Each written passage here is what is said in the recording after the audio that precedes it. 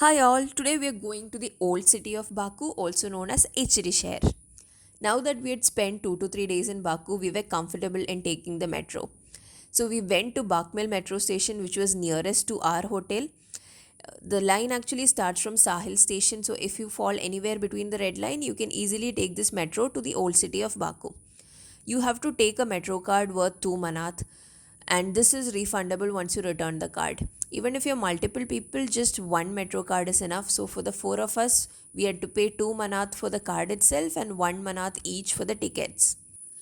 The metro was empty when we got in, but after 2 to 3 stations, it started getting really crowded because it was a weekday and a lot of people were taking the metro to commute to their colleges or offices. It only took about 10 to 15 minutes to reach Ichiri Shahar, and all places are walkable distance from the metro station itself. As soon as you land in old city of Baku, you will be welcomed with these cobblestone streets and historic buildings. The whole place is totally different from what you see in Baku city. The architecture, while modern in Baku city, the old city has historic buildings and a vintage vibe. It is totally recommended to spend at least one day exploring old city of Baku.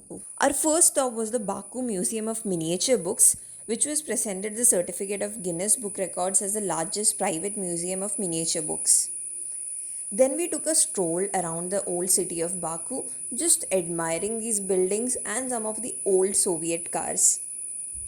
Given we were visiting Baku in June, which also happens to be summers, it was quite hot and humid around this place. As a result, there were not many people in the afternoon and the place gets crowded around evenings. The scorching sun quickly forced us to take the next pit stop, and so we went ahead for some Azerbaijani tea tasting. We went to a place called Bali Boutique and we tasted both their black teas and pomegranate teas.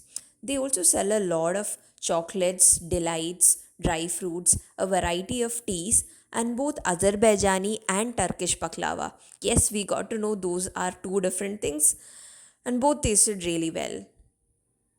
After tea and baklava tasting, we decided to do some souvenir shopping. We met this man who also happened to be an Indian descendant, and we went to his shop. They had a lot of things to offer. They had pomegranate, which is also the national fruit of Azerbaijan. Apart from that, they sold a variety of Azerbaijani teas, teacup and sets, magic lamps. They also had a lot of other showpiece items, a lot of fridge magnets, keychains, evil eyes. They also had a lot of beautiful and expensive crystal pieces in display.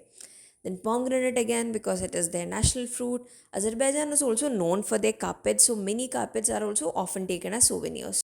A very well known attraction in Baku is the Shirvanshah's Palace. It gives a glimpse into Baku's rich history and culture. But given the heat and the fact that we are not history buffs, we decided to skip the palace and instead went to Fountain Square.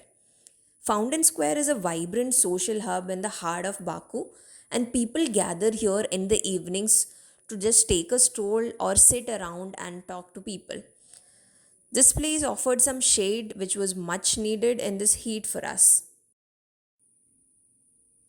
This is the fountain of the Fountain Square, but it was not operational. It seems like they open it somewhere around the evening and it also lights up. The cat here was also looking for some shade just like us, given the scorching heat.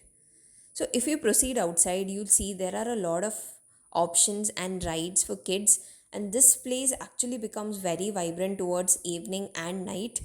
Given the heat, mornings and afternoons might not be a good place to visit the place. It was lunchtime, and we decided to check out the very popular Dolma restaurant. But as soon as we got in, we got to know that the waiting time is about 1 to 2 hours, and we were really hungry, so we decided to skip this place. We ended up having donors, kebabs, and shawarmas at another popular joint. Nizami Street is also right next to Old City of Baku, but in the afternoons the place tends to be really empty. It gets really vibrant and lively towards night, so we decided to come back around night. We returned around 8 p.m. and by then there were a lot of people and all shops were open. The place sure did live up to its hype.